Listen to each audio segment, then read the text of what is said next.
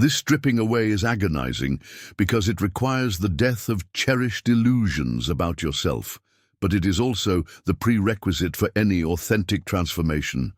Only when you have seen your own darkness clearly can you begin the work of conscious integration. Only when you have acknowledged your own capacity for evil can you make genuinely free choices toward good.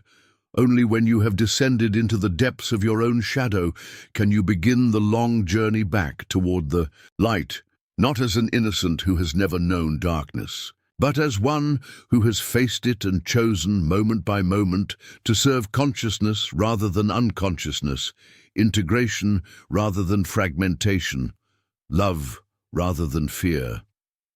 The shadow of sensitivity is not an obstacle to overcome, but a teacher to embrace, not an enemy to defeat, but an aspect of yourself to integrate. In learning to hold both your light and your darkness with equal compassion, you develop the capacity to hold the same complexity in others. In accepting your own moral ambiguity, you become capable of offering genuine rather than judgmental presence to those who struggle with their own shadows. In embracing your full humanity, you become truly useful to the world, not as one who has transcended darkness, but as one who has learned to dance consciously with it.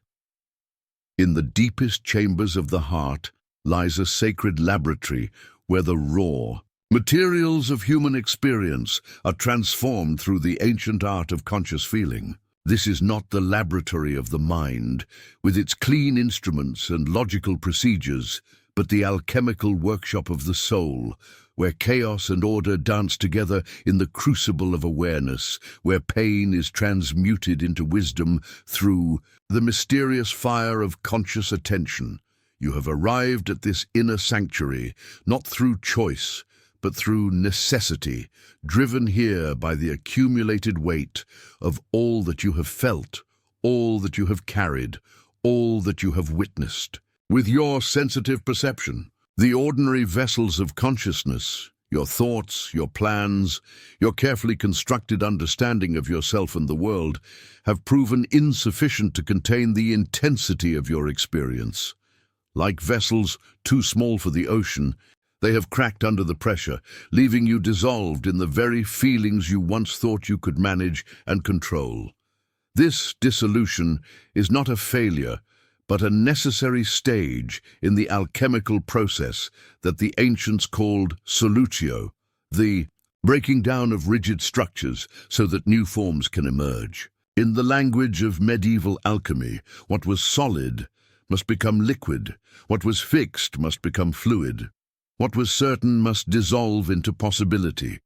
Your emotional overwhelm, your sense of being flooded by feelings too intense to bear, is not evidence of your weakness, but proof that transformation has begun. The sensitive intellectual often approaches feeling as if it were another problem to be solved, another phenomenon to be understood and mastered through analysis. You dissect your emotions with the same penetrating clarity you bring to every other aspect of experience, seeking to comprehend their origins, trace their patterns, predict their movements. But feeling, in its raw and primal essence, resists such neat categorization. It belongs not to the realm of the mind, but to the older, deeper intelligence of the body and soul. In the alchemical laboratory of the heart, different laws apply. Here, contradiction is not a problem to be resolved, but a creative tension to be held. Here, chaos is not the enemy of order, but its secret collaborator. Here, the very intensity that threatens to overwhelm becomes the heat that drives transformation, the fire that burns away everything that is false and reveals what is eternally true. Jung spoke of the transcendent function as the bridge that emerges when conscious and unconscious contents are held together in creative tension rather than resolved into simple synthesis. This function operates most powerfully in the realm of feeling, where the rational mind's desire for clarity meets the heart's capacity for paradox, where thinking and feeling, analysis and experience, understanding and mystery learn to dance together rather than competing for dominance. The alchemy of feeling begins when you stop trying to escape your emotional intensity and instead learn to consciously contain it, to create what the alchemists called the sealed vessel within which transformation can occur. This containment is not suppression. It is not about pushing feelings down or denying their reality. Rather, it is about developing the capacity to hold intense feelings without being completely identified with them, to experience them fully without being overwhelmed by them, to let them move through you without losing your center in the process. This practice requires what might be called conscious suffering, the willingness to feel what you feel without immediately moving to fix it, explain it, or make it go away. It means sitting with anxiety without rushing to find its cause, holding sadness without demanding that it justify its presence, experiencing anger without immediately directing it outward or turning it against yourself. In this conscious holding, something mysterious begins to happen. The feeling itself becomes the teacher, the guide, the alchemical agent that transforms not just itself, but your entire relationship to emotional experience. The medieval alchemists understood that different substances require different kinds of fire for their transformation. Some materials need the gentle heat of long, slow cooking. Others require the intense flame that burns quickly and completely. The same is true for the various feelings that arise in the sensitive soul. Grief often needs the slow fire of patient witnessing, allowing its waves to come and go over months or years without forcing premature closure. Anger might require the quick, hot flame of conscious expression, burning through in moments what might otherwise smolder for years. Fear sometimes needs the steady warmth of gentle attention, slowly melting the frozen places where old trauma has crystallized into rigid defense. Learning to work alchemically with feeling means developing the discernment to know what kind of fire each emotion requires, what temperature of attention will best serve its transformation. This is an art rather than a science, requiring not just intellectual understanding, but the deeper wisdom that comes through direct experience, through trial and error, through the patient cultivation of inner sensitivity. The sensitive intellectual faces a particular challenge in this alchemical work, because the very gifts that make you perceptive, your analytical abilities, your capacity for abstract thinking, your talent for seeing patterns and making connections, can become obstacles to the direct, immediate, non-conceptual experiencing that true feeling transformation requires. You may find yourself caught in what Jung called analysis paralysis, endlessly thinking about your feelings rather than actually feeling them, studying your emotional patterns rather than allowing them to move and change. The path through this dilemma leads not away from thinking, but toward a different relationship with it. Instead of using thought to control or escape feeling, you learn to let thinking and feeling inform each other, to let analysis serve experience rather than replacing it. You develop what might be called thinking with the heart, a way of understanding that emerges not from detached observation, but from intimate participation in the mystery of your own emotional life. This integration of thinking and feeling creates what the alchemists called the philosopher's stone, not a literal substance, but a transformed consciousness capable of transmuting whatever it touches. In psychological terms, this stone represents the development of what Jung called the transcendent function, the capacity to hold paradox without being paralyzed by it, to embrace complexity without being overwhelmed by it, to remain present to difficult experiences without losing touch with deeper sources of strength and wisdom. The alchemical process of feeling transformation typically moves through several distinct phases, each with its own challenges and gifts. The first phase, corresponding to the nigredo or blackening that you encountered in meeting your shadow, involves the dissolution of old emotional patterns that no longer serve. This can feel like emotional chaos, as if all your familiar ways, of feeling and responding have suddenly become unreliable. Depression, anxiety, rage, and grief may all arise together in a confusing mix that defies your attempts to sort them into neat categories. The second phase, called albedo or whitening, brings a kind of clarity that emerges from having descended fully into the darkness. Having allowed yourself to feel everything, the beautiful and the terrible, the noble and the petty, the sacred and the profane, you begin to develop what might be called emotional transparency, the capacity to see through your feelings to the deeper currents that drive them. You start to recognize the archetypal patterns that underlie your personal emotional experience, the universal themes that connect your individual suffering to the broader human condition. The final phase, known as rubedo or reddening, represents the integration of all that has been learned and transformed through the alchemical process. The gold that emerges from this work is not the absence of difficult feelings, but the capacity to be present with whatever arises, to find meaning and purpose even in pain, to discover what Jung called the treasure hard to attain, a consciousness that can hold all of human experience with wisdom and compassion. This gold of emotional alchemy reveals itself in practical ways. You find yourself less reactive to others' emotional states, not because you feel less, but because you have learned to distinguish between what belongs to you and what belongs to them. You develop the capacity to be present with others' pain without being overwhelmed by it, to offer support without trying to fix or rescue. You discover that your sensitivity, rather than being a burden to be managed, becomes a gift to be offered consciously and skillfully. The alchemy of feeling also transforms your relationship to your own intellectual gifts. No longer do you use thinking as a refuge from feeling or feeling as an escape from thinking.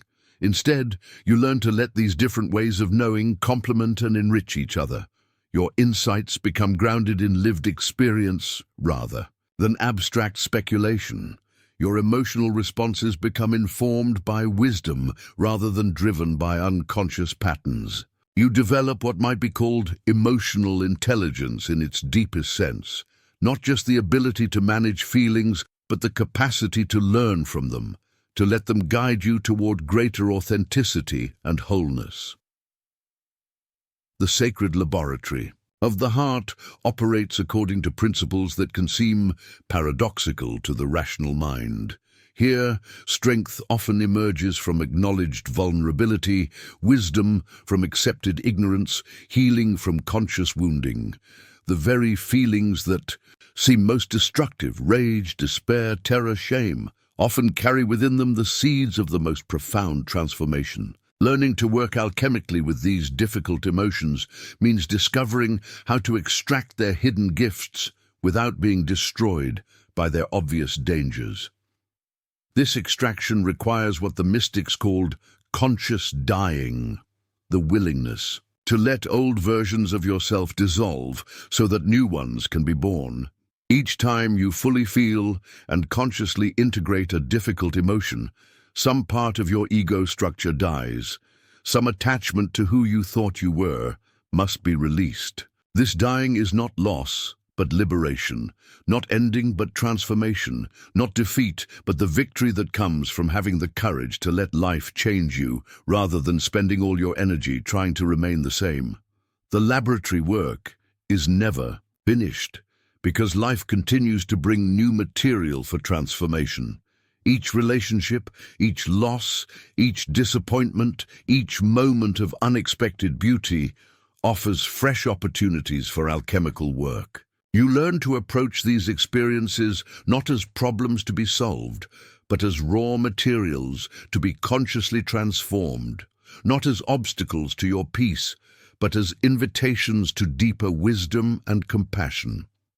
In time, you begin to recognize that the intense feelings that once seemed like your greatest burden have become your most trusted teachers. The anxiety that drove you into analysis becomes the sensitivity that allows you to perceive subtle truths. The depression that once seemed like emotional quicksand becomes the depth that allows you to touch the sacred dimension of human suffering. The anger that frightened you with its intensity becomes the fire that burns away everything false and illuminates what is true and valuable. The alchemy of feeling ultimately reveals that transformation is not about transcending human emotion, but about entering it so completely, so consciously, that it becomes transparent to the deeper spiritual currents that move through all experience. You discover that the heart, far from being the enemy of clarity, is itself an organ of perception, capable of recognizing truths that the mind alone could never grasp. You learn that feeling, when approached with the reverence and skill it deserves, becomes not just a personal experience, but a doorway into the mystery that connects all beings in their shared vulnerability and their common capacity for love. In this sacred laboratory, you finally understand that the goal was never to escape the intensity of feeling, but to transform your relationship to it. Never to achieve emotional invulnerability, but to develop the strength that comes from conscious vulnerability. Never to transcend your humanity, but to embrace it so completely that it becomes a vehicle for something greater than yourself. The gold of emotional alchemy is not the absence of pain, but the presence that can hold pain without being diminished by it. Not the elimination of feeling, but the wisdom that emerges when feeling is met with consciousness, courage, and an unshakable commitment to growth and truth. The archetypes live within you, like ancient gods awakening in a modern temple, their voices echoing through the corridors of your psyche, with such compelling force that you forget, sometimes for years, sometimes for lifetimes, that you are not them. You are not the wounded healer, whose every breath carries the medicine of others' pain. You are not the eternal orphan, whose heart beats with the rhythm of abandonment. You are not the wise child, whose eyes hold knowledge too heavy for mortal shoulders.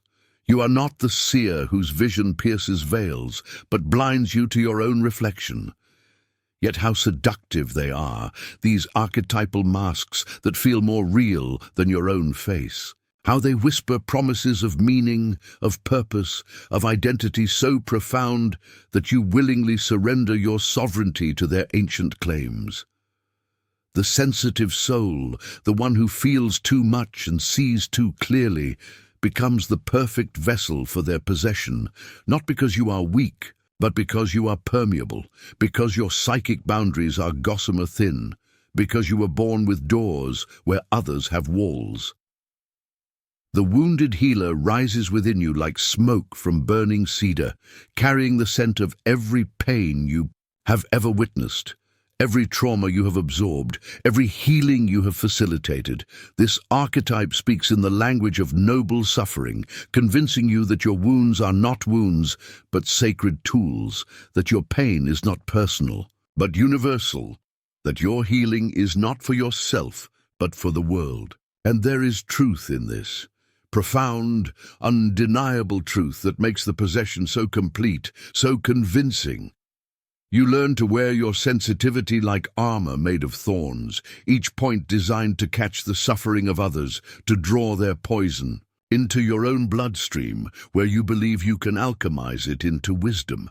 You become the repository for collective pain, the lightning rod for trauma, the wound that never fully heals because it is always receiving new injuries. Your identity becomes so entangled with this archetypal role that you cannot imagine who you would be without your sacred suffering, without your ability to transform pain into medicine. But the wounded healer, like all archetypes, demands sacrifice. Not the conscious sacrifice of the ego in service of growth, but the unconscious sacrifice of your individual life force in service of an eternal pattern. You begin to attract wounds like metal shavings to a magnet, not because you seek them, but because the archetype needs them to maintain its existence through you. Your relationships become laboratories of healing rather than gardens of love. Your career becomes a crucifixion rather than a calling. Your very sense of self becomes dependent on the presence of suffering, either your own or others. The orphan archetype speaks in a different tongue, one that tastes of tears and abandonment, of searching and never finding, of belonging nowhere and to no one. This ancient pattern lives in the space between heartbeats, in the pause between breaths, in the silence between words. It whispers that you are fundamentally alone, that love is temporary, that home is a mirage that dissolves. Whenever you approach, the sensitive soul, already feeling displaced in a world that seems too harsh, too loud, too unconscious, finds in the orphan archetype a familiar companion. You begin to see abandonment where there is only natural change, rejection where there is only different needs, exile where there is only the call to journey deeper into yourself. The orphan's eyes become your eyes, seeing the world through the lens of fundamental aloneness, interpreting every goodbye as betrayal, every ending as proof of your unworthiness. Your heart learns to expect loss, to prepare for departure, to guard itself against the inevitable moment when love reveals itself to be as temporary as morning mist. Yet the orphan also carries gifts, the gift of self-reliance born from necessity, the gift of compassion born from understanding suffering, the gift of seeking born from never having found.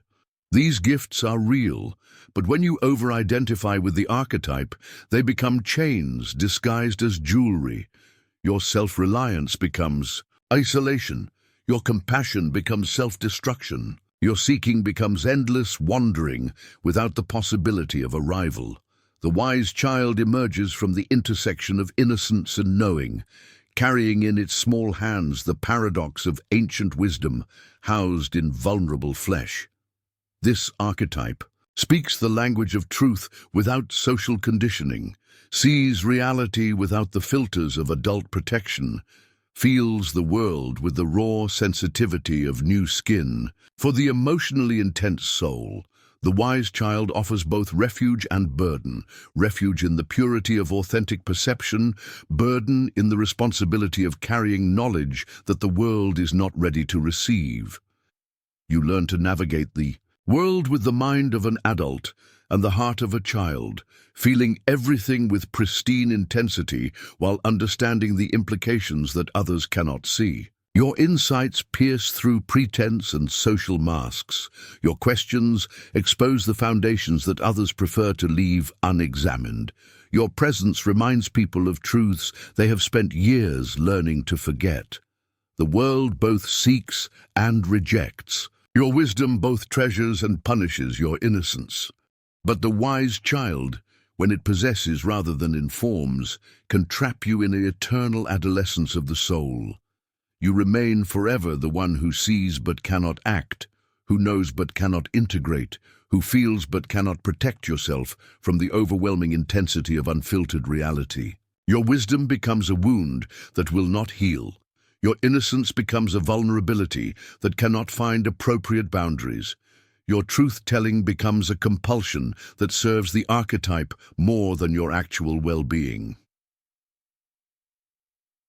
The seer archetype dwells in the realm of the not yet manifest, its vision penetrating the veils between worlds, its perception spanning time like a river that flows both ways. This ancient pattern speaks in symbols and synchronicities, in dreams and omens, in the language of the unconscious made visible.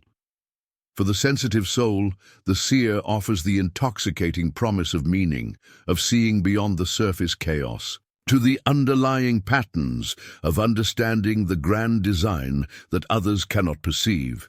You begin to see signs everywhere, in the flight of birds, in the arrangement of clouds, in the coincidences that seem too perfect to be random. Your perception opens like a flower to dimensions of reality that most people never suspect exist. You become the interpreter of omens, the reader of the collective unconscious, the one who can sense the tremors before the earthquake, the storm, before the first cloud appears, yet the seer's gift becomes a curse when you lose the ability to live in ordinary reality, when every moment becomes pregnant with symbolic meaning, when you cannot simply be present without analyzing the cosmic significance of your presence. Your vision extends so far into the future and the depths that you lose contact with the simple reality of now. You become addicted to meaning, unable to tolerate the mundane, constantly seeking the next revelation to confirm your special status as one who sees. These archetypes, wounded healer, orphan, wise child, seer, are not enemies to be conquered, but patterns to be understood. Not diseases to be cured, but energies to be related to consciously.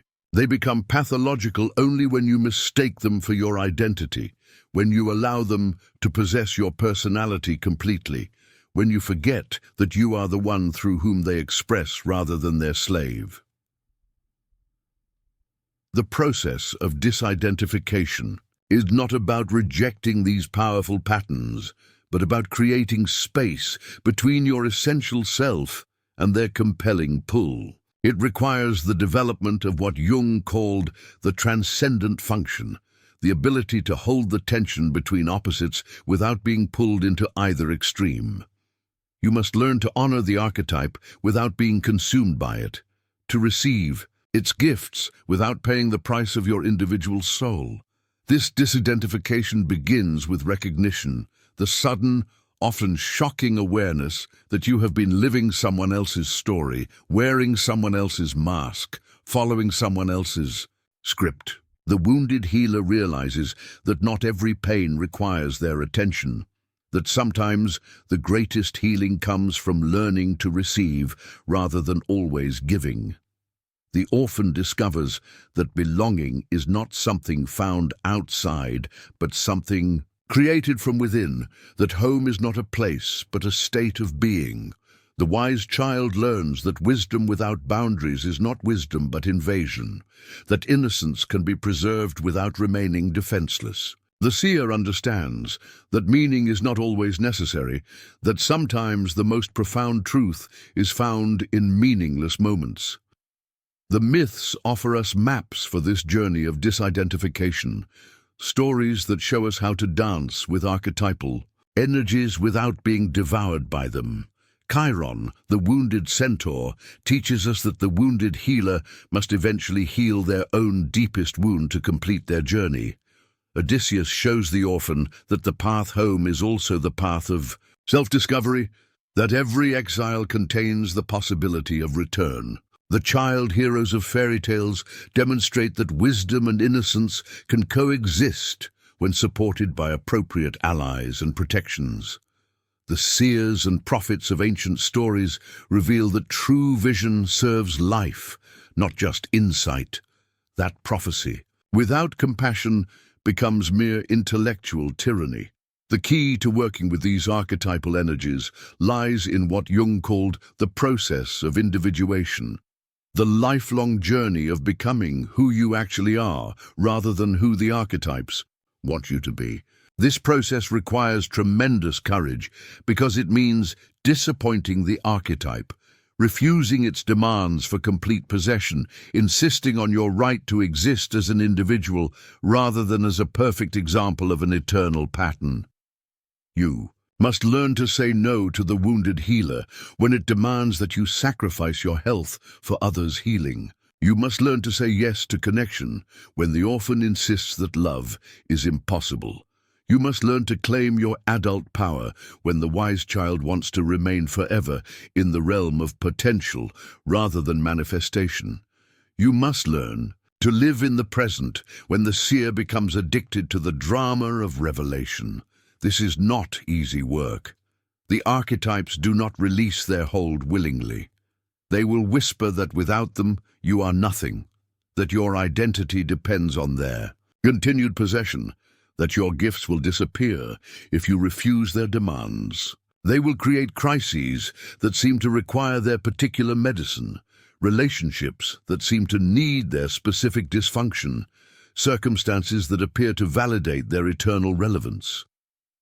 but gradually, through conscious relationship rather than unconscious possession, you begin to discover who you are when you are not being the perfect embodiment of an archetypal pattern. You find that your healing gifts become more powerful when they flow from wholeness rather than woundedness, that your capacity for connection deepens when it is not driven by the terror of abandonment, that your wisdom becomes more practical when it is not burdened with the need to be special, that your vision becomes clearer when it is not clouded by the compulsion to find meaning in everything. The archetypes do not disappear when you disidentify from them. They transform from masters into allies, from possessing spirits into creative energies that serve your individuation, rather than demanding it as sacrifice. They become resources you can draw upon when appropriate, rather than identities that define your every breath. You learn to wear them like clothes, rather than carry them like crosses, to invoke them when needed, rather than be invoked by them constantly. This transformation is itself mythic, following the ancient pattern of death and rebirth that lies at the heart of all genuine psychological change. The false self that was built around archetypal possession must die for the true self to be born. This death is not comfortable. It involves a period of not knowing who you are, of feeling empty where once you felt full of purpose, of experiencing meaninglessness where once everything seemed pregnant with significance. But this emptiness is fertile. This unknowing is pregnant with possibility. This meaninglessness is the silence from which new meaning can emerge. In the space between archetypal possession and individual authenticity, you discover the paradox that Jung called the self. Not the ego self that thinks and plans and worries, but the deeper self that encompasses both personal and transpersonal, both individual and universal, both human and divine. From this place of authentic selfhood, you can relate it to the archetypes as honored guests rather than permanent residents, as powerful energies that visit your consciousness when their gifts are needed rather than as identity tyrants that demand your complete submission. You become the host of your own psyche rather than the prisoner of its contents, the author of your own story rather than the character in someone else's myth. This is the ultimate gift of sensitive souls who learn to disidentify from archetypal possession. They become bridges between the eternal patterns and the lived human experience. Translators who can speak both the language of the gods and the dialect of daily life. Wounded healers who heal from wholeness rather than brokenness. Wise ones who carry ancient wisdom in service of present love rather than future revelation. Love arrives in your life like lightning, illuminating a landscape you thought you knew, revealing depths and shadows that daylight consciousness had never suspected. For the emotionally intense soul, for the one whose inner world pulses with the complexity of uncharted territories, love becomes more than connection. It becomes a sacred and terrifying mirror that reflects every unintegrated aspect of your being back to you with such clarity that you can no longer hide from yourself. You hunger for soul-level connection with an intensity that frightens those who have learned to love safely, who have built careful boundaries around their hearts, like gardeners protecting tender seedlings from unexpected frost. Your love does not ask for comfort, it demands transformation. It does not seek companionship, it seeks alchemical fusion. It does not want to be understood. It wants to be completely known, to be seen through to the molten core, where your deepest truths burn like stars in the darkness of the unconscious. But here lies the paradox that destroys so many profound connections before they can mature into authentic love. The very depth of your longing makes you vulnerable to the ancient patterns of projection, those unconscious mechanisms by which we cast our own unlived life, our own unhealed wounds, our own disowned aspects onto the screen of another's soul. The beloved becomes not a separate being with their own journey of individuation, but a repository for everything you cannot yet own within yourself. When you meet someone whose presence awakens that cellular recognition of coming home, whose eyes seem to hold the answer to questions you have been asking your entire life, whose very existence feels like the missing piece of a puzzle you did not know you were solving, the temptation to merge completely becomes almost overwhelming. This is not the simple infatuation of surfaces meeting surfaces, but the deep calling of one abyss to another, one unconscious to another, one wound seeking its perfect complement in another's wound. The emotionally intense do not fall in love. They plunge into love like divers disappearing into oceanic depths, carried by currents they cannot see toward territories they have never mapped. And in this plunging, this abandonment of the safe shores of separate selfhood, they often lose themselves, so completely that they forget they ever existed as individuals. The boundaries between self and other dissolve not through conscious choice, but through unconscious necessity, driven by the desperate hope that in complete union they will finally find the wholeness that has always seemed just beyond their grasp. This is love as unconscious compensation, love as the shadow's attempt to heal itself through another body, another heart, another life force. The parts of yourself that you have rejected, the aspects of your personality that you have exiled to the darkness of the repressed unconscious, suddenly appear to live in the beloved with such vividness that you become convinced they hold the key to your completion. If you have disowned your own strength, you will fall in love with someone whose power seems to fill all the spaces where your own power should be. If you have rejected your own vulnerability, you will be magnetically drawn to someone whose softness promises to carry all the tenderness you cannot allow yourself to feel. The beloved becomes your anima or animus, that contrasexual archetype that carries all the unlived possibilities of your psyche. In their presence, you feel more alive because you are finally in relationship with the disowned aspects of yourself. But you experience this aliveness as coming from them rather than through them. They become the source of your vitality rather than the catalyst for discovering your own vitality. They become your salvation rather than your invitation to save yourself. This projection creates what appears to be profound intimacy, but is actually profound enmeshment. You know them with uncanny accuracy because you are seeing yourself in them, but you do not know them as they actually are. You love them with desperate intensity because you are loving the parts of yourself that you have never been able to love directly. You need them with cellular urgency because you are experiencing them as your own disowned life force living outside your skin. The tragedy is that this kind of unconscious love, no matter how deep it feels, is ultimately selfish in the most literal sense. It is love of self through other, love that serves the ego's project of completion rather than the soul's journey of individuation. The beloved is not seen as a unique being on their own path of becoming, but as a function in your own psychological drama, a character whose role is to provide what you believe you lack.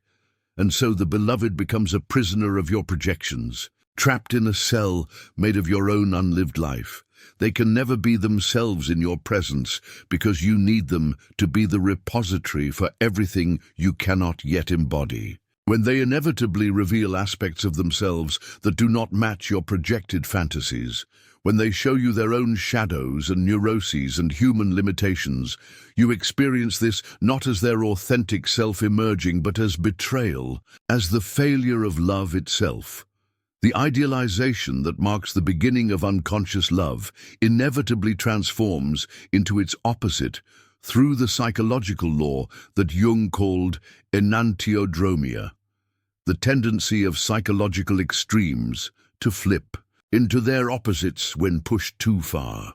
The beloved who was once perfect becomes terribly flawed. The one who held all wisdom reveals themselves to be confused and struggling. The source of your completion shows themselves to be incomplete, seeking their own wholeness through you just as desperately as you have been seeking yours through them.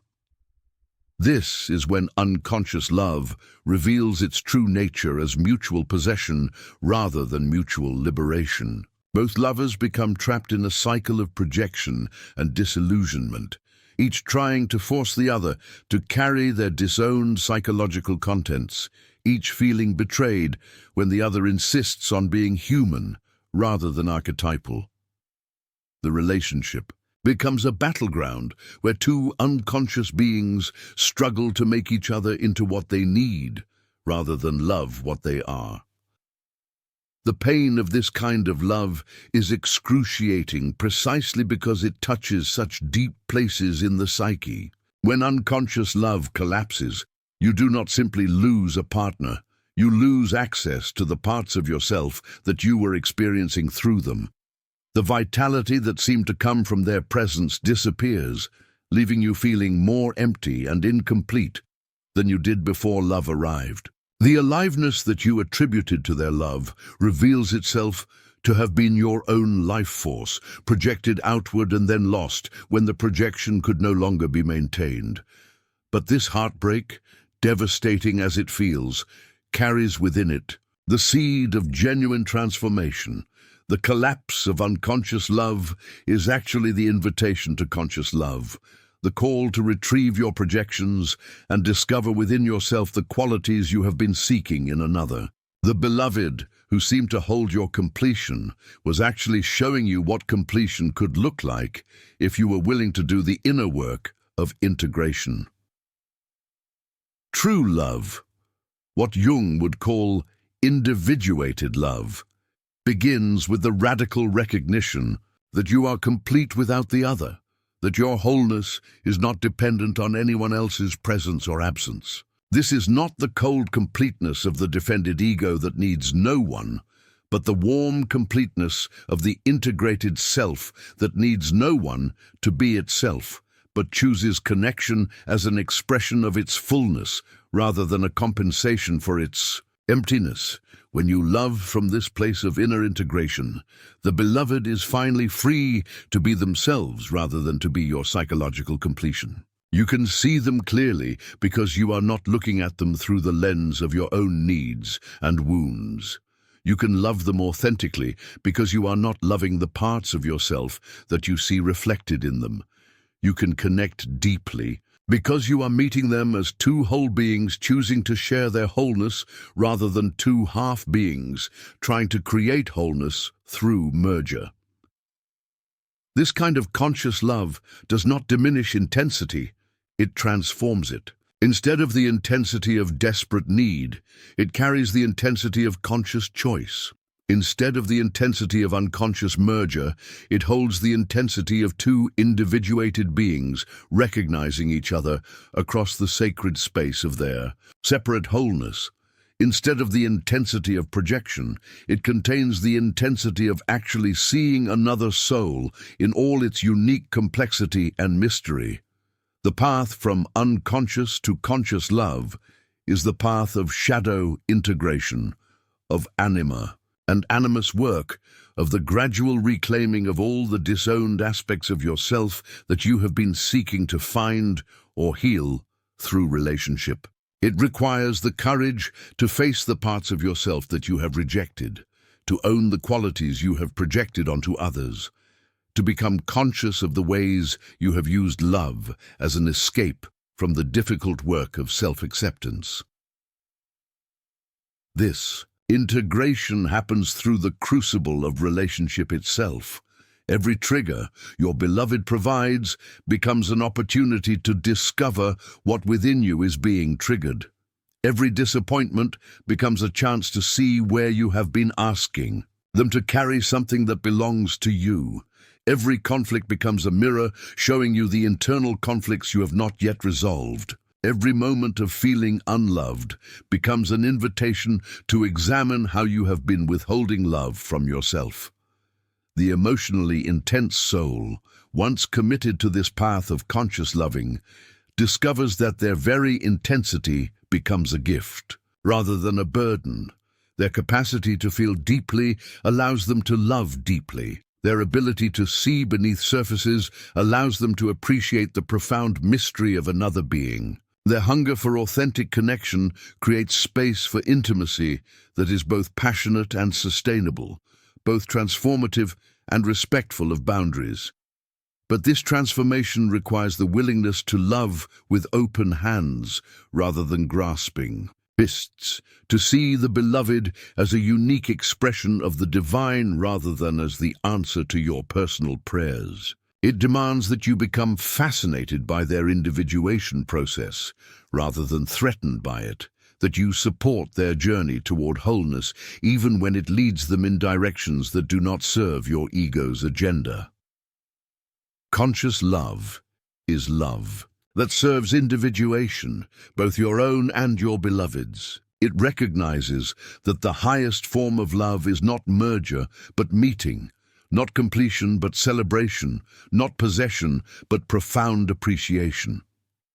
It understands that two individuated beings can create together something more beautiful than either could create alone, not because they need each other to be complete, but because their wholeness multiplies when it touches another's wholeness.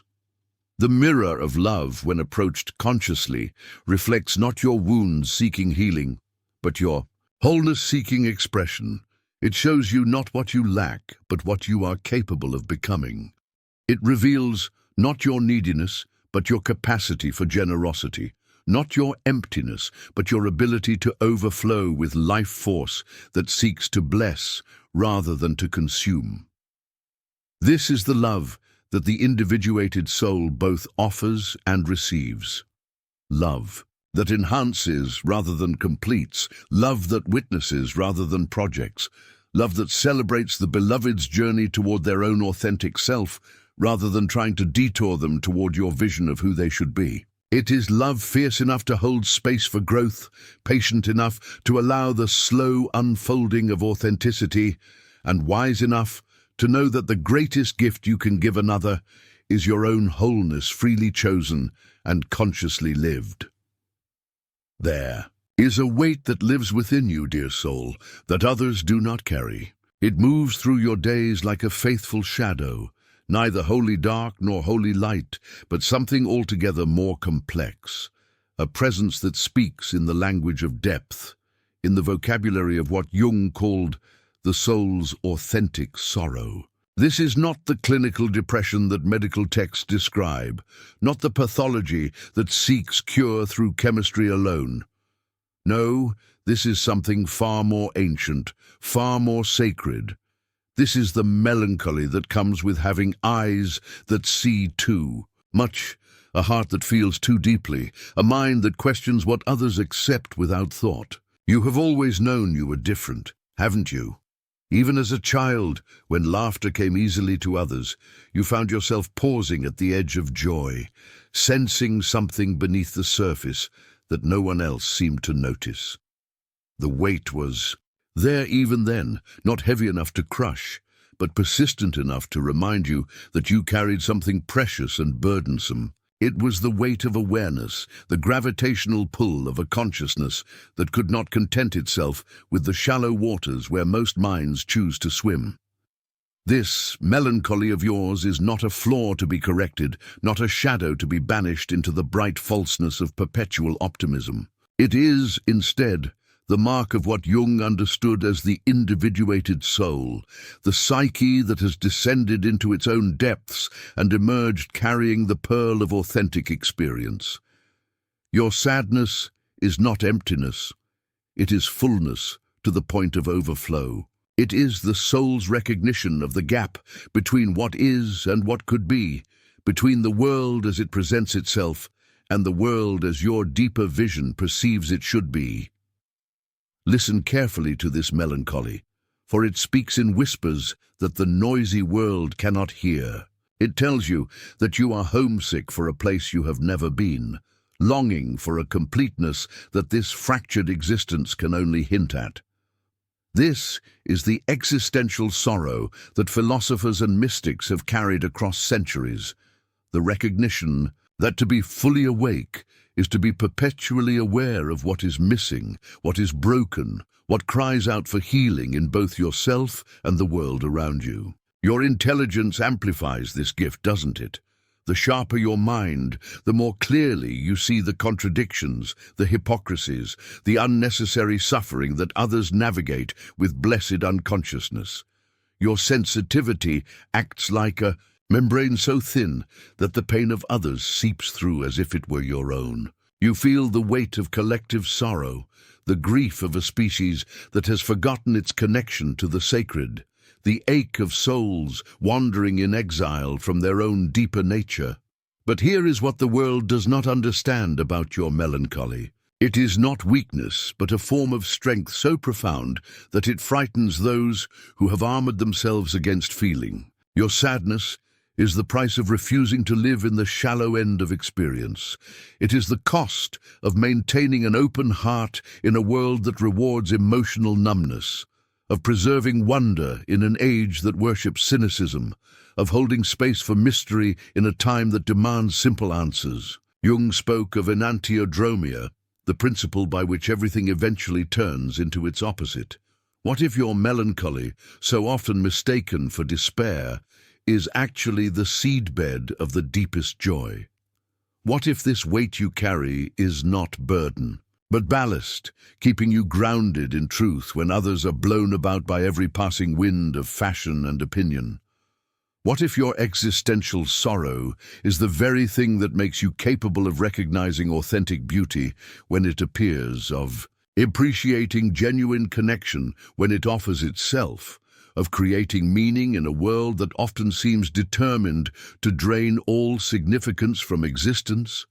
The persona you present to the world may smile when expected, may laugh at the appropriate. Moments may engage in the social theater that keeps the wheels of daily life turning. But beneath this necessary mask, your true face bears the expression of one who has gazed into the abyss and seen not emptiness, but the terrible beauty of existence in all its complexity. This is the face that Jung called authentic, the countenance of a soul that has refused the easy comfort of unconsciousness. Your melancholy is ancient wisdom, wearing the clothes of contemporary sorrow. It connects you to every poet who ever wrote of longing, every artist who ever painted the ineffable sadness of the human condition, every mystic who ever recognized that the path to transcendence must first lead through the valley of existential recognition. You are part of a lineage of souls who have chosen to feel fully rather than live partially, who have accepted the weight of consciousness as the price of genuine aliveness. This gift of melancholy makes you a guardian of depth in a culture obsessed with surface. While others chase the next distraction, the next pleasure, the next achievement that promises to fill the void, you sit with the void itself, discovering that it is not empty, but pregnant with possibility. You understand what the mystics meant when they spoke of the dark night of the soul, not as punishment, but as initiation, not as ending, but as the necessary descent that precedes all authentic rising. Your sadness is homesickness for the self, capital S, that larger identity that Jung understood as the totality of who you are beyond the limited ego consciousness. The melancholy you carry is the ego's recognition that it is not the center of the universe, that there are depths within you that it cannot control or fully comprehend. This is not defeat, it is the beginning of true wisdom, the first movement in the dance of individuation. In your darkest moments, when the weight seems almost unbearable, remember that you are not carrying depression in the clinical sense. You are carrying the sacred sorrow of a soul that refuses to be satisfied with anything less than wholeness. Your melancholy is the psyche's way of saying no to the countless small deaths that modern life offers as entertainment, the numbing distractions that promise relief but deliver only deeper disconnection. This existential sadness you know so well is also, paradoxically, a form of love. It is love for the world as it could be, grief for the world as it is, and fierce determination to bridge that gap through your own transformation. Every moment you choose to feel deeply rather than shut down, to remain open rather than close. Off to honor the complexity of existence rather than reduce it to simple formulas. You are participating in the healing of the collective wound. Your melancholy makes you a translator between worlds, the world of surface consciousness and the world of depth, the world of ego-driven ambition and the world of soul-centered meaning, the world of literal facts and the world of symbolic truth. This translation work is exhausting because you must constantly hold the tension between opposing realities, but it is also sacred work, the work of bringing unconscious content into consciousness, of making the invisible visible. The weight you carry is not just your own. It is the collective sorrow of a species that has lost its way, that has forgotten its own depths, that wanders in exile from its true home in the wholeness of being. By refusing to numb yourself to this pain, by allowing yourself to feel the full weight of existence, you become a vessel through which healing can flow, not just for yourself, but for the larger human story of which you are part. Your intelligence amplifies this melancholy because intelligence, true intelligence, is not just the ability to process information quickly or solve problems efficiently. True intelligence is the capacity to perceive patterns, to see connections, to recognize the deeper currents that move beneath the surface of events. This kind of intelligence inevitably leads to melancholy because it reveals the gap between human potential and human actuality, between the beauty that could be and the brokenness that is. But here is the secret that your melancholy holds. It is precisely this capacity to see what is missing that makes you capable of contributing to its restoration. Your sadness is not passive, it is creative. It is the artist's eye that sees the statue hidden within the marble, the poet's heart that feels the rhythm beneath the chaos, the mystic soul that recognizes the sacred pattern even in the midst of apparent meaninglessness. Jung understood that the psyche seeks balance, that every psychological extreme contains within it the seed of its opposite. Your melancholy, so often experienced as heaviness, actually makes you more capable of genuine lightness when it appears. Your existential sorrow makes you more grateful for moments of authentic joy. Your awareness of life's fragility makes you more present to its beauty. Your recognition of mortality makes you more committed to creating meaning while you still can. This is the alchemical secret of your melancholy. It transforms everything it touches. The lead of existential sorrow becomes the gold of hard-won wisdom. The base metal of personal pain becomes the precious alloy of compassion. The raw material of individual suffering becomes the refined substance of universal understanding. You are not broken, dear soul. You are not deficient. You are not too sensitive or too serious or too aware for your own good. You are exactly what you need to be, a conscious participant in the grand work of bringing light to the darkness, meaning to the chaos, depth to the shallows. Your melancholy is not the problem. It is part of the solution, part of the larger healing that the world so desperately needs. Carry this weight with dignity, knowing that it is the weight of truth, the gravity of genuine existence, the mass of authentic being. Let it ground you in what matters most. Let it remind you that feeling deeply is not weakness but courage, that questioning everything is not cynicism but wisdom, that carrying sorrow for the world is not pathology but love in its most refined form. Your melancholy is a gift, not because it feels good, but because it keeps you real, keeps you honest, keeps you connected to the depths from which all genuine transformation emerges. It is the price of refusing to live on the surface, the cost of maintaining your membership in the community of souls who have chosen the difficult path of consciousness over the easy path of sleep. Welcome this gift. Honor this weight. Trust this sorrow. It is leading you home to yourself, to the self that Jung knew was larger than ego, deeper than persona, more real than any role you might play in the world's theatre. Your melancholy is the compass that points always toward this deeper truth, this larger identity, this home that exists not in any geographical location, but in the depths of your own authentic being.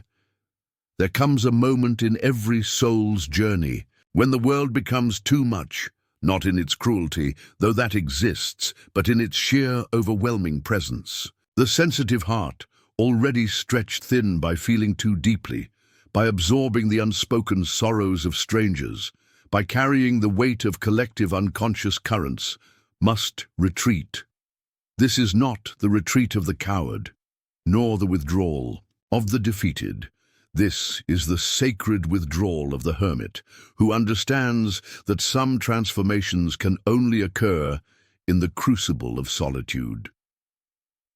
The hermit archetype emerges when the soul recognizes that it has been living too much for others, too much in response to external demands, too much in service to a persona that no longer fits the expanding consciousness within. The sensitive mind, that particular configuration of psyche that feels the world's pain as its own, that perceives the subtle energies others miss, that resonates with frequencies of meaning most cannot hear, this mind must periodically withdraw to prevent its own dissolution into the chaos of collective noise. But understand this clearly: the hermit's withdrawal is not escape.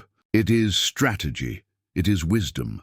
It is the profound recognition that certain inner work can only be accomplished in the sanctuary of silence, away from the projections and expectations of others, away from the constant demand to explain oneself, to justify one's sensitivity, to apologize for one's depth. The hermit steps back because the work of individuation requires space, sacred, protected space, where the true self can emerge without interference from the collective's relentless pressure to conform.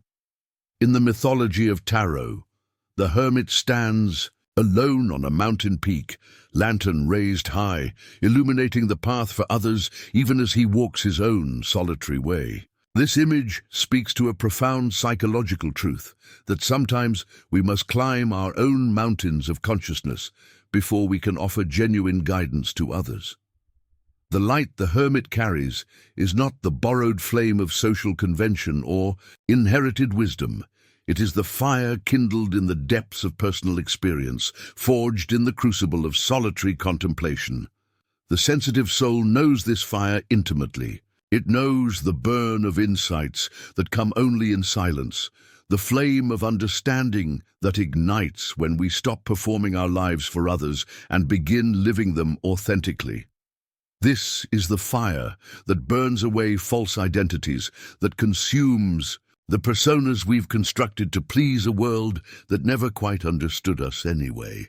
It is both destroyer and creator, ending what no longer serves, while birthing what has always been waiting to emerge. When the world becomes too loud, when the constant input of others' emotions, opinions, and energies threatens to drown out the quiet voice of your own soul, the retreat into hermitage becomes not just necessary, but sacred. The sensitive mind, already operating as a kind of psychic antenna, picking up signals from the collective unconscious that others cannot detect, must regularly discharge this accumulated energy in solitude. Without this sacred withdrawal, the sensitive soul risks becoming a repository for everyone else's unprocessed emotions, a dumping ground for the collective shadow. The hermit's cave, whether literal or metaphorical, becomes a place of transmutation. Here, in the depths of chosen solitude, the raw material of overwhelming experience is refined into wisdom. The chaos of sensation, the overwhelming input of a world that rarely considers the needs of the highly sensitive, is transformed through the alchemical process of solitary reflection. What enters the hermitage as confusion emerges as clarity. What arrives as overwhelm departs as understanding. This process requires patience, the patience to sit with discomfort, to allow the mind to settle like sediment in still water, until the clear truth can be perceived. The hermit learns that silence is not empty but full, pregnant with possibilities that only emerge when we stop filling every moment with noise, distraction, or the opinions of others. In this fullness of silence, the authentic self begins to speak, not in the loud, demanding voice of the ego, but in the quiet, certain whisper of deep knowing. The world often misunderstands this withdrawal. It labels the hermit as antisocial, depressed, avoidant, or broken. It insists that health means constant social engagement, perpetual availability, endless extroversion. But the hermit knows better. The hermit understands that true strength sometimes looks like stepping away, that genuine connection sometimes requires disconnection, that the deepest service to others often begins with the courage to serve one's own soul first. In the hermitage of solitude, the sensitive mind discovers its own rhythm, not the frantic pace demanded by a world addicted to speed, but the natural rhythm of contemplation, of deep thought, of careful feeling. Here, thoughts can unfold without interruption, emotions can be felt fully without the need to explain or justify them to others, and insights can emerge in their own time without the pressure to immediately share or defend them. This is where the fire burns brightest, not the fire of conflict or competition, but the fire of pure awareness, of consciousness turned inward to examine its own nature. The hermit's fire illuminates the inner landscape, revealing the geography of the soul that remains hidden when we are constantly focused outward, constantly responding to external demands. In this inner illumination, we discover aspects of ourselves that can only be found in solitude, the quiet courage that doesn't need to prove itself, the deep wisdom that speaks in whispers, the authentic desires that have been buried under layers of social conditioning. The transmutation that occurs in hermitage is profound. The overwhelming sensitivity that once felt like a curse begins to reveal itself as a gift. The deep feeling that seemed like weakness emerges as strength. The tendency to retreat that appeared as failure transforms into wisdom. The hermit discovers that their sensitivity is not something to be cured or overcome, but something to be honored, protected, and channeled purposefully. In the sanctuary of solitude, the hermit learns to distinguish between their own emotions and those they've absorbed.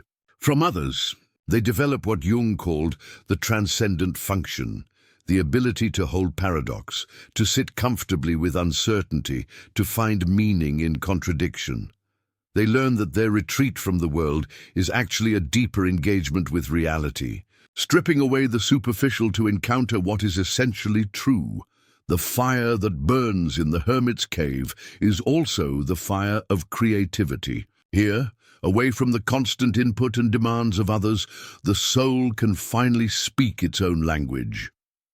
The sensitive mind, no longer overwhelmed by external stimuli, can turn its exquisite receptivity inward, receiving the subtle communications of the unconscious, the quiet promptings of intuition, the delicate whispers of inspiration that are easily drowned out by the noise of ordinary social existence.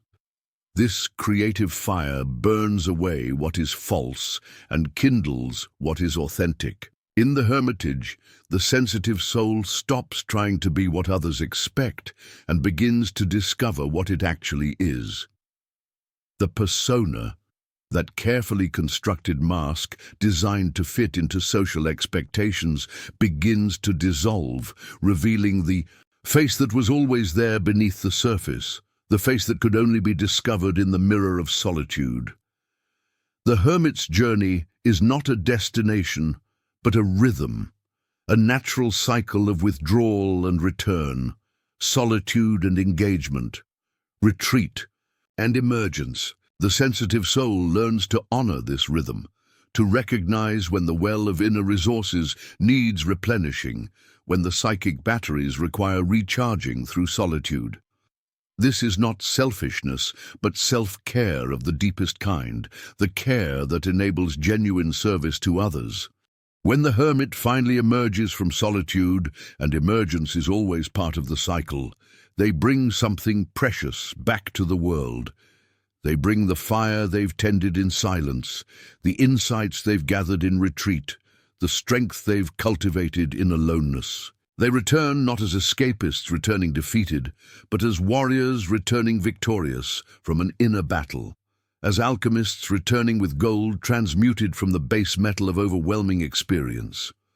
The light the hermit carries becomes a beacon for others who are struggling with their own sensitivity, their own need for solitude, their own journey toward authentic selfhood. Without preaching or proselytizing, simply by living authentically from the center they've discovered in silence, the hermit gives others permission to honor their own needs for retreat, their own sensitivity, their own deep nature. The hermit's fire burns eternal because it's fed not by external fuel, but by the inexhaustible source of inner truth. This fire cannot be extinguished by others' misunderstanding, cannot be diminished by social pressure to conform, cannot be blown out by the winds of collective opinion. It burns steadily, quietly, powerfully, illuminating the path not just for the hermit, but for all who are brave enough to honor their own need for sacred solitude. In a world that fears silence, that equates aloneness with loneliness, that insists on constant connection and perpetual availability, the hermit stands as a testament to another way of being. They prove that strength can be quiet, that wisdom often whispers, that the deepest connections sometimes grow in the soil of solitude. They remind us that in a culture of noise, choosing silence is a radical act, and in a world of surfaces, diving deep is a revolutionary choice. The hermit's fire burns on, steady and sure, a lighthouse in the darkness for all sensitive souls, who need permission to retreat, to withdraw, to step back from the overwhelming world and tend the flame of their own authentic being. In the hermitage of solitude, transformation is not just possible, it is inevitable. There comes a moment in the journey of individuation when the soul no longer bows to external authorities that never truly understood its nature. This is the moment of sovereign awakening, not the ego's grandiose fantasy of power over others, but the self's quiet recognition of its own inherent authority. The sensitive soul, having traversed the depths of shadow work, having sat in the hermit's fire, having endured the dissolution of false identities, now emerges into a new relationship with power, not power over, but power from within. The archetype of the inner sovereign represents the fully individuated being who has learned to rule their own inner kingdom rather than being ruled by the chaos of external demands. This is not the wounded ruler who governs through fear, or the tyrannical monarch who demands submission, but the wise sovereign who understands that true authority comes from authentic self-knowledge and the courage to live from that center, regardless of external approval or disapproval. For too long, the sensitive soul has given its power away, to parents who couldn't understand its depth, to teachers who mistook its introversion for deficiency, to lovers who demanded it be less than it was, to employers who exploited its conscientiousness, to friends who took its empathy for granted. The journey to sovereignty begins with the radical recognition that no external authority has the right to define your worth, to diminish your gifts, or to demand that you contort yourself into shapes that betray your essential nature. The inner sovereign emerges from the ashes of the people-pleaser, the approval seeker, the one who hid their light to make others comfortable in their darkness. This transformation is not about becoming selfish or uncaring. It is about recognizing that your first and highest responsibility is to the truth of your own being. The sovereign understands that you cannot give what you do not have, cannot love others authentically while betraying yourself, cannot serve the world meaningfully while remaining unconscious of your own depths. In the mythology of sovereignty, the rightful ruler is often revealed through trials that test not their ability to dominate others, but their capacity to remain true to themselves under pressure. The inner sovereign is forged in the crucible of choosing authenticity over acceptance, truth over approval, integrity over belonging. Each time you choose to honor your own nature rather than conform to others' expectations, you place another stone in the foundation of your inner kingdom. The sovereign mind no longer fragments itself, trying to be different things to different people. It no longer exhausts itself maintaining multiple personas designed to please various audiences. Instead, it operates from a center of integrated wholeness, speaking the same truth in private and in public, maintaining the same values in solitude and in society, expressing the same authentic self regardless of the social context. This is not rigidity, but integration, the natural expression of a soul that has found its own true face. The sensitive soul, in claiming its sovereignty, no longer apologizes for its depth. It no longer dims its intelligence to make others comfortable, no longer hides its insights to avoid standing out, no longer minimizes its gifts to prevent others from feeling inadequate. The sovereign recognizes that hiding your light serves no one, neither yourself nor the world that desperately needs what you have to offer. The false humility that masquerades as virtue while actually betraying your essential nature is revealed as another form of self-betrayal. This reclamation of inner authority requires fierce boundaries, not the brittle walls of the defended ego, but the flexible, permeable boundaries of the conscious self. The inner sovereign learns to say no without guilt, to disappoint others without self-hatred, to choose their own path without the need for universal approval. They understand that boundary setting is not selfishness, but self-respect, not cruelty, but clarity, not rejection, but discrimination between what serves their authentic unfolding and what merely drains their vital energy. The journey to sovereignty often begins with a profound disillusionment, the recognition that the external authorities you've been serving have feet of clay, that the systems you've been trying to fit into were never designed to accommodate your true nature, that the people whose approval you've been seeking are often themselves lost in their own unconsciousness. This disillusionment, painful as it is, becomes the gateway to liberation. When you stop expecting others to give you permission to be yourself, you begin to give yourself that permission. The inner sovereign does not rule through domination, but through discrimination. The ability to distinguish between what is truly yours and what belongs to others, between your authentic responses and your conditioned reactions, between the voice of your inner wisdom and the noise of external opinion. This discrimination is not judgment, but discernment, not criticism, but clarity. The sovereign mind learns to navigate the world without losing itself in it, to engage with others without becoming enmeshed in their projections. In reclaiming sovereignty, the sensitive soul often discovers powers they never knew they possessed. The very sensitivity that once felt like a curse reveals itself as extraordinary perceptual ability. The depth that was once criticized as too much emerges as profound insight. The introversion that was labeled as antisocial transforms into the capacity for meaningful solitude and deep reflection. The empathy that was exploited by others becomes a tool for authentic connection and healing service. The sovereign no longer serves others from a place of unconscious compulsion, driven by the need to be needed or the fear of abandonment. Instead, they serve from choice, from wholeness, from the overflow of their own authentic being. Their giving is not the desperate offering of the depleted soul seeking validation, but the natural expression of inner abundance. They can say no to requests that don't align with their values, energy, or calling, without guilt or elaborate justification. This transformation often triggers what Jung called Enantiodromia, the psyche's tendency for things to transform into their opposite. The person who was once too accommodating may temporarily swing towards seeming selfishness as they learn to honor their own needs. The one who gave endlessly may appear withdrawn as they learn to receive. This is not regression but necessary rebalancing, not pathology but the psyche's wisdom correcting years of unconscious self-betrayal.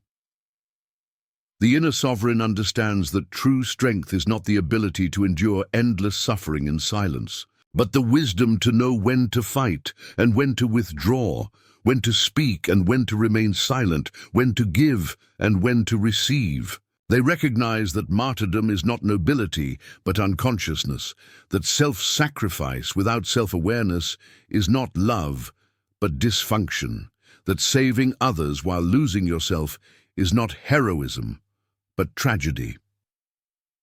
In the realm of relationships, sovereignty transforms everything.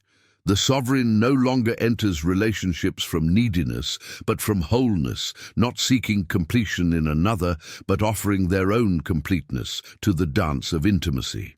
They attract different people, those who appreciate depth rather than exploit it, who celebrate sensitivity rather than criticize it, who support authenticity rather than demand conformity. The relationships that cannot withstand this transformation were likely built on false foundations anyway. The workplace becomes a different environment when approached from sovereignty. The sovereign professional no longer hides their intelligence to make others comfortable, no longer accepts treatment that violates their dignity, no longer gives endlessly without appropriate recognition or compensation. They bring their full gifts to their work, while maintaining clear boundaries about what they will and will not tolerate. They understand that their talents are not burdens to hide, but treasures to steward wisely. The inner sovereign also transforms their relationship with creativity and expression. No longer do they create to please others or seek approval. They create from the authentic impulse of their own creative fire. Their art, their writing, their innovations, their contributions to the world emerge from the depths of their being, rather than the shallows of social expectation. This creates work that is not only more authentic, but more powerful, more transformative, more genuinely helpful to others. Perhaps most importantly, the sovereign soul learns to parent themselves with the love and understanding they may never have received from others. They become their own wise counselor, their own compassionate friend, their own fierce protector. They learn to speak to themselves with kindness, to comfort themselves in distress, to celebrate their victories without waiting for external validation. This inner parenting heals wounds that external relationships alone could never reach. The crown of the inner sovereign is not made of gold, but of self-knowledge. Not adorned with jewels, but with hard-won wisdom, not heavy with obligation, but light with authentic purpose. This crown cannot be stolen by others' criticism, cannot be tarnished by others' projections, cannot be knocked from the head by external circumstances. It is earned through the courage to face oneself completely, to integrate one's shadow, to individuate beyond collective expectations. The sovereign soul no longer waits for permission to live fully, to love deeply, to create boldly, to serve meaningfully. They grant themselves these permissions, not from arrogance, but from the deep recognition that they are the ultimate authority on their own existence. They understand that while they must live in relationship with others, they cannot live at the mercy of others' opinions, projections, or expectations. In claiming their sovereignty, the sensitive soul finally comes home to themselves. They discover that the kingdom they've been seeking outside, the acceptance, the recognition, the love, the validation, was always available within, waiting not to be earned, but to be claimed, not to be achieved, but to be acknowledged, not to be given by others, but to be recognized as their birthright. The inner sovereign stands tall, not in dominance over others, but in mastery of themselves, ruling wisely the only kingdom they truly can control, the sacred territory of their own. Consciousness, their own choices, their own authentic expression. From this inner throne, they can finally serve the world not as subjects seeking approval, but as sovereign beings offering their unique gifts from the fullness of their reclaimed wholeness. The journey of individuation reaches its sacred culmination, not in the achievement of perfect wholeness, for wholeness is not a destination but a dynamic process, but in the recognition that the very sensitivity and intelligence that once felt like burdens have been transformed into vessels of service. The soul that has traveled through the dark night of fragmentation, through the fires of shadow integration, through the hermitage of solitude and the reclaiming of sovereignty, now stands as both chalice and flame, container and contained, receiver and giver, human and sacred vessel. This is the great paradox of psychological completion, that the end of one journey becomes the beginning of another, that the integration of the self is not a withdrawal from the world, but a deeper engagement with it, that the one who once felt too much now feels in service of something infinitely greater than their personal pain or pleasure. The individuated soul becomes a living chalice, capable of holding the full spectrum of human experience without being shattered by it, able to contain both sorrow and joy, shadow and light, the profound and the mundane. The chalice is an ancient symbol of receptivity, not the passive receptivity of the victim who absorbs everything indiscriminately, but the conscious receptivity of the mature soul who can discern what to hold and what to release, what to transform and what to transmute. The sensitive being, having learned to navigate their own depths, now possesses the capacity to hold space for others' depths as well. Their sensitivity, once a source of overwhelm, becomes an instrument of healing service. But the chalice alone is not enough. Without the flame of conscious awareness, without the fire of integrated purpose, the vessel becomes merely a container for suffering rather than a transformer of it. The flame represents the individuated will, the clarity of purpose that emerges when the ego no longer serves its own small desires, but aligns itself with the greater purpose of the self. This flame burns clean, not with the destructive fire of unconscious emotion, but with the illuminating light of conscious awareness. The union of chalice and flame within the individuated being creates something unprecedented, a human soul capable of conscious suffering and conscious joy, able to feel deeply without being overwhelmed, able to think clearly without becoming detached, able to serve powerfully without losing themselves in service. This is what Jung meant when he spoke of the transcendent function, the psyche's capacity to hold and transform opposites rather than being torn apart by them. The sensitive soul who has completed this integration no longer experiences their depth as a burden, but as a calling.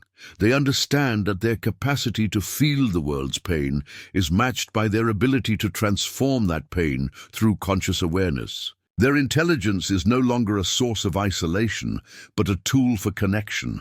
Their insights no longer pearls to be hidden, but gifts to be shared wisely with those who can receive them. This transformation from wounded healer to integrated server represents one of the great achievements of human consciousness. The one who once absorbed others' emotions unconsciously now chooses consciously when and how to empathically engage. The one who once gave endlessly from depletion now gives selectively from abundance. The one who once saved others to avoid, facing themselves now, serves others from the fullness of their own self-knowledge. The chalice of the integrated being can hold paradox without breaking. It can contain both the personal and the universal, both the human and the divine, both the temporal and the eternal. This capacity for paradox, what Jung called the transcendent function, allows the individuated soul to navigate the complexities of existence without being overwhelmed by them. They can feel deeply while thinking clearly, engage passionately while remaining centered, serve others while honoring themselves. The flame that burns within this chalice is not the ego's desire for recognition or the persona's need for approval, but the self's authentic expression in the world. This flame cannot be extinguished by criticism, cannot be diminished by misunderstanding, cannot be blown out by the winds of opposition. It burns with the steady radiance of truth lived authentically, of gifts shared genuinely, of service offered freely from the abundance of an integrated being. In this integration, the sensitive soul discovers that their previous suffering was not meaningless, but preparatory. Every moment of overwhelm taught them something about boundaries. Every experience of being misunderstood developed their capacity for self-validation. Every period of isolation deepened their relationship with their own inner wisdom. Every encounter with their shadow strengthened their ability to remain conscious in the face of unconsciousness, both their own and others. The work of integration never truly ends, but it transforms in quality. No longer is it the desperate struggle of the fragmented ego trying to hold itself together in the face of external chaos. Instead, it becomes the ongoing dance of the conscious self, continuously receiving and transforming experience, continuously deepening in wisdom and compassion, continuously refining its capacity to serve the greater wholeness of which it is a part. The individuated being understands that their personal healing was never just personal. In healing their own sensitivity, they contribute to the healing of sensitivity itself in the collective unconscious. In integrating their own intelligence, they add to the sum total of conscious awareness available to humanity. In claiming their own sovereignty, they make it easier for others to claim theirs. Personal individuation and collective transformation are not separate processes, but different faces of the same essential work. The chalice and flame united create a being capable of what Jung called active imagination, the ability to engage consciously with the unconscious, to dialogue with the depths, to transform raw psychic material into wisdom and service. This is no longer the passive suffering of the victim or the reactive responses of the unintegrated ego, but the conscious participation of the individuated self in the ongoing creation of meaning and value in the world. The sacred service that emerges from this integration is not the compulsive helping of the codependent or the martyred giving of the unhealed, wounded healer. It is the natural overflow of wholeness, the inevitable expression of a being who has found their place in the larger pattern of existence. This service may take countless forms: healing, teaching, creating, innovating, simply being a conscious presence in the world. But it always carries the hallmark of authenticity, the unmistakable quality of truth expressed through a fully individuated human being. The flame within the chalice burns with the fuel of transformed suffering, integrated shadow and conscious purpose. It is fed not by external validation, but by the inexhaustible source of the self. It illuminates not only the bearer's path, but creates light for others who are still finding their way through their own dark nights of the soul. This is the great gift of individuation, not just personal wholeness, but the capacity to contribute to the wholeness of the world. The journey that began with the sensitive soul feeling broken by the world's harshness now culminates in a being capable of healing the world's wounds through their own integrated wholeness. The intelligence that once seemed like a curse, making them too aware of life's complexities and contradictions, now becomes a blessing, allowing them to hold space for others' complexity without judgment, to offer clarity without righteousness, to provide wisdom without superiority. In this final integration, the soul realizes that their sensitivity was never too much. The world was simply too unconscious to receive it properly. Their depth was never excessive. Others were simply too defended to appreciate it. Their intelligence was never a barrier to connection. It was simply seeking its proper expression through conscious relationship rather than defensive isolation. The chalice and flame united represent the ultimate fruit of the individuation process. A human being who has become a conscious participant in the evolution of consciousness itself. They understand that their personal journey through suffering and healing, through fragmentation and integration, through isolation and sovereign service, has been both deeply personal and utterly universal. In healing themselves, they have contributed to the healing of the wounded masculine and feminine within the collective psyche. In integrating their own opposites, they have added to the sum total of integration available to humanity. The vessel is now strong enough to hold whatever comes. The flame burns bright enough to illuminate whatever appears. The sensitive soul has become what it was always meant to be, not a victim of its own depth, but a servant of depth itself, not broken by the world's chaos, but capable of transforming chaos into cosmos through the power of conscious awareness. This is the great work, completed and begun anew.